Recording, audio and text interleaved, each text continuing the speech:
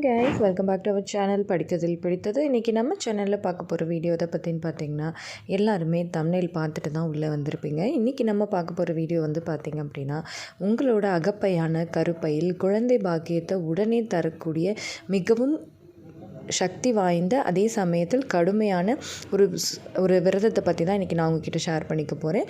ஒவ்வொரு மாதமுமே நம்ம சேனலில் நம்ம போடக்கூடிய வளர்பிறை சஷ்டி விரதத்தை பற்றி தான் இன்றைக்கி நம்ம பார்க்க போகிறோம். அதாவது இந்த டிசம்பர் மாதத்திற்கான வளர்பிறை சஷ்டி விரதம் என்றைக்கு வருது, இந்த வளர்பிறை சஷ்டி விரதத்தை இப்போ தான் ஃபஸ்ட் டைமாக நீங்கள் கேள்விப்படுறீங்க, இல்லை இனிமேல் தான் இருக்கணும்னு நினைக்கிறீங்க அப்படின்னா இந்த டேட்டை நோட் பண்ணி வச்சுக்கோங்க. இந்த டிசம்பர் மாதத்திற்கான வளர்பிறை சஷ்டி விரதம் என்றைக்கு வருது, இந்த விரத முறைகள் என்னென்ன அப்படிங்கிறத ஒன் பை ஒன்னாக இந்த வீடியோவில் நான் சொல்ல போகிறேன். ஸோ நீங்களும் இதை பற்றி தெரிஞ்சுக்கணுன்னு நினைக்கிறீங்க அப்படின்னா இந்த வீடியோவை ஸ்கிப் பண்ணாமல் கடைசி வரைக்கும் பாருங்கள். நிச்சயமாக ப்ரெக்னென்சி ட்ரை பண்ணிகிட்ருக்கிற எல்லாருக்குமே இந்த வீடியோ ரொம்பவே யூஸ்ஃபுல்லாக இருக்கும். இப்போ பார்த்திங்கன்னா, நான் ஃபஸ்ட்டே சொன்ன மாதிரி ஏன் குழந்தை பாக்கியத்துக்கு ரொம்ப ரொம்ப ஸ்பெஷலான ஒரு விரதம் சஷ்டி விரதம் அப்படின்னு நம்ம சொல்கிறோம் அப்படின்னு பார்த்திங்கன்னா, அந்த காலத்தில் சொல்லுவாங்க அகப்பையில் இருந்தால் தானே சட்டியில் வரும் அப்படின்னு. அதுக்கு என்ன அர்த்தம் அப்படின்னு பார்த்திங்கன்னா, பெண்களோட அகப்பையான கருப்பையில் குழந்தை வரணும் அப்படின்னா அதுக்கு சஷ்டியில் விரதம் இருக்கணும் அப்படிங்கிறது தான் அதுக்கு அர்த்தம். இந்த சஷ்டி விரதத்தில் குழந்தைக்காக வேண்டி, அதாவது இந்த சஷ்டி விரதம் இருந்து குழந்தை பாக்கியம் அடைஞ்சவங்க அப்படின்னு பார்த்தோம்னா எண்ணிக்கையிலேயே சொல்ல முடியாதுங்க.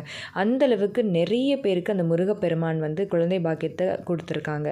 நிறைய பேருக்கு குழந்தை பாக்கியத்தை அருளியிருக்காங்க. அந்தளவுக்கு முருகப்பெருமான் கருணை கடல்.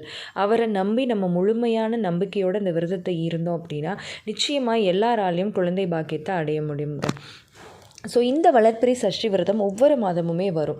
ஏன் வளர்பிறை சஷ்டி விரதம் அப்படின்னு பார்த்தீங்க அப்படின்னா, நம்ம எந்த ஒரு காரியத்தையுமே ஆரம்பிக்கும் போது வளர்பிறையில் ஆரம்பித்தோம் அப்படின்னா அது நல்லபடியாக வளர்ந்துக்கிட்டே போகும், அது நல்லபடியாக நடக்கும் அப்படிங்கிறது ஒரு ஐதீகம். அந்த வகையில் ஒவ்வொரு மாதமுமே குழந்தை பாக்கியம் வேணும்னு நினைக்கிறவங்க மட்டும் இல்லாமல் திருமணத்துக்காக இருக்கிறவங்க, ஒரு உத்தியோகத்துக்காக நினைக்கிறவங்க எல்லாருமே வளர்பிறையில் சஷ்டி விரதம் இருந்துக்கிட்டே வந்தீங்க அப்படின்னா நீங்கள் நினைச்ச காரியம் நிச்சயமாக கைகூடும். ஸோ இந்த டிசம்பர் மாதத்திற்கு வளர்பிறை சஷ்டி விரதம் என்னைக்கு வருது அப்படின்னு பார்த்தீங்கன்னா, வர 25ஆம் தேதி கிறிஸ்மஸ் அன்னைக்கு வருதுங்க, வியாழன் கிழமை.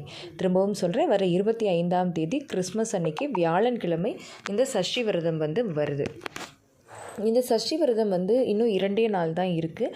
ஸோ ஏன் நான் எப்போவுமே அட்வான்ஸ்டாக வீடியோ போடுறேன் அப்படின்னு பார்த்தீங்க அப்படின்னா, இது வரைக்கும் தெரியாதவங்க கூட அதை பார்த்து ஃபாலோ பண்ணுறதுக்கும், ஆல்ரெடி நம்ம சேனலை பார்த்து இது வரைக்கும் நான் சஷ்டி விரதம் இருந்ததே இல்லை, உங்கள் சேனலை பார்த்து தான் நான் ஃபாலோ பண்ணுறேன் அப்படின்னு சொல்லிட்டு நிறைய பேர் ஃபாலோ பண்ணிகிட்ருக்காங்க. ஸோ அவங்க எல்லாருக்குமே முன்னாடியே சொல்லிட்டோம் அப்படின்னா அவங்க ரெடி ஆகிறதுக்கு கரெக்டாக இருக்கும் அப்படிங்கிறதுக்காகத்தான்.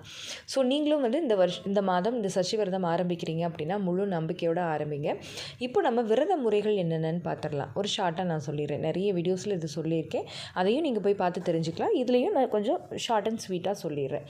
இதில் பார்த்திங்க அப்படின்னா மிளகு விரதம் தான் மிக கடுமையான மிக சக்தி வாய்ந்த ஒரு விரதம். ஆனால் அது எல்லாராலையும் இருக்க முடியாதுங்க. ஸோ அதை பற்றி நான் சொல்கிறேன். பட் இன்னும் நிறைய விரத முறைகள் இருக்குது. அதாவது அன்றைக்கி சஷ்டி அன்றைக்கி ஒரு மிளகு மட்டும் சாப்பிட்டுட்டு விரதம் இருப்பாங்க. நீங்கள் முதல் நாள்லேருந்தே நான்வெஜ் எதுவும் சாப்பிடாமல் கணவன் மனைவி ஒன்றும் சேராமல் வீடு எல்லாத்தையுமே சுத்தப்படுத்தி க்ளீன் பண்ணி சுத்தபத்தமாக இருக்க ஆரம்பிச்சிடணும்.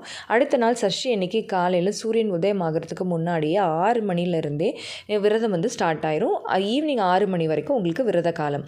ஸோ நீங்கள் என்ன பண்ணணும்னா, காலையிலேயே பூஜையெல்லாம் அலங்கரிச்சுட்டு பூஜை பொருட்களால் பூக்களால் அலங்கரிச்சுட்டு ஷட்கோண கோலம் போட்டு சரவண பவ அப்படின்னு அதில் எழுதிட்டு 6 நெய் தீபங்கள் ஏற்றி வெற்றிலை பாக்கு கண்டிப்பாக வைக்கணும். வெற்றிலை பாக்கு வச்சு முருகனுக்கு உங்களால் முடிஞ்ச நெய்வேத்தியம் எது வேணாலும் நீங்கள் வைக்கலாம். ஒரு டம்ளர் பால், இல்லை ஒரு பழம், அதாவது 2 பழம், ஒரு பழம் வைக்கக்கூடாது, 2 பழம், 2 வாழைப்பழம், இல்லை வேறு ஏதாவது ஒரு பழம், அதாவது மாதுளை பழம் 1, அந்த மாதிரி எது வேணாலும் வைக்கலாம். இல்லையா உங்களால் முடிஞ்சது அப்படின்னா நீங்கள் உங்களுக்கு பிடிச்ச மாதிரி ஏதாவது ஒரு நெய்வேத்தியம் பண்ணி கூட நீங்கள் படைக்கலாம். ஸோ எது வேணாலும் பண்ணி நீங்கள் காலையில் விரதத்தை நீங்கள் ஆரம்பிக்கலாம்.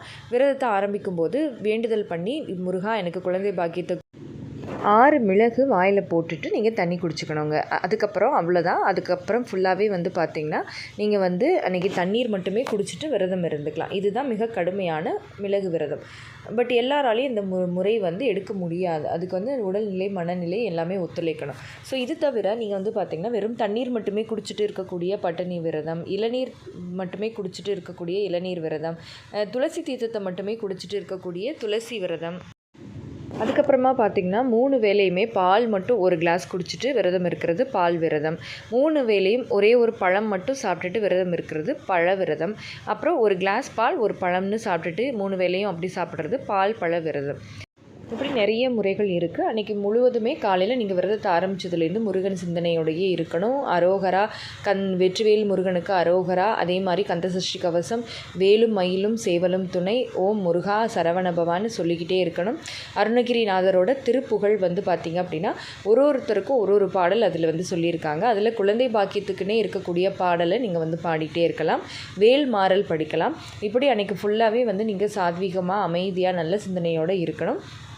ஈவினிங் 6 மணிக்கு திருப்பி விளக்கேற்றி நெய்வேத்தியம் பண்ணி புது வெத்தலை பாக்கு வச்சு ஷட்கோண கோலத்திலேயே விளக்கேற்றி நெய் தீபம் ஏற்றி சாமி கும்பிட்டுட்டு பக்கத்தில் இருக்கிற முருகன் கோயிலுக்கு போய் முருகனை தரிசனம் பண்ணிவிட்டு அங்கேயும் நெய் விளக்கேற்றி வீட்டுக்கு வந்ததும் வீட்டில் இருக்கக்கூடிய நைவேத்திய பொருளை எடுத்து சாப்பிட்டுட்டு விரதத்தை முடித்தாலும் சரி, இல்லை கோயிலில் கொடுக்குற பிரசாதத்தை சாப்பிட்டுட்டு விரதத்தை முடித்தாலும் சரி, அது உங்களுடைய விருப்பம். வந்துட்டு விரதத்தை 6 மணியோடு முடிச்சுட்டு அதுக்கப்புறம் நைட் லைட்டாக ஏதாவது டிஃபன் ஏதாவது சாப்பிட்டுட்டு நீங்கள் வந்து படுத்துக்கலாம். ஃப்ரூட் ஜூஸ் ஏதாவது குடிச்சிக்கலாம். அடுத்த நாள் நீங்கள் நார்மலாக எப்பயும் போல் நீங்கள் இருக்கலாம். ஸோ இந்த மாதிரி தான் சஷ்டி விரதம் வந்து நீங்கள் இருக்கணும். டீ காஃபி குடிக்கக்கூடாது, பகல் நேரத்தில் தூங்கக்கூடாது, கணவன் மனைவி ஒன்று சேரக்கூடாது. ஒருவேளை உங்களுக்கு பீரியட்ஸ் டைமாக இருக்குது அப்படின்னா நீங்கள் வந்து விரதம் இருக்க உங்களோட உடல்நிலை ஒத்துழைக்கும் அப்படின்னா நீங்கள் வந்து விரதம் இருந்துட்டு பூஜை மட்டும் வேறு யாராவது வீட்டில் இருக்கிறவங்கள வந்து நீங்கள் பண்ண சொல்லிக்கலாம். மற்றபடி விரதம் மட்டும் நீங்கள் இருக்கலாம். அந்த முருகனை நினச்சி முழு மனதோட விரதம் இருந்தாலே அதுக்குண்டான பலன் வந்து உங்களுக்கு கிடைக்கும். ஓகே ஃப்ரெண்ட்ஸ், இந்த வீடியோ கண்டிப்பாக உங்களுக்கு யூஸ்ஃபுல்லாக இருந்திருக்கும்னு நினைக்கிறேன். இந்த வீடியோ உங்களுக்கு யூஸ்ஃபுல்லாக இருந்திருந்தால் மறக்காமல் லைக் பண்ணுங்கள், கமெண்ட் பண்ணுங்கள்.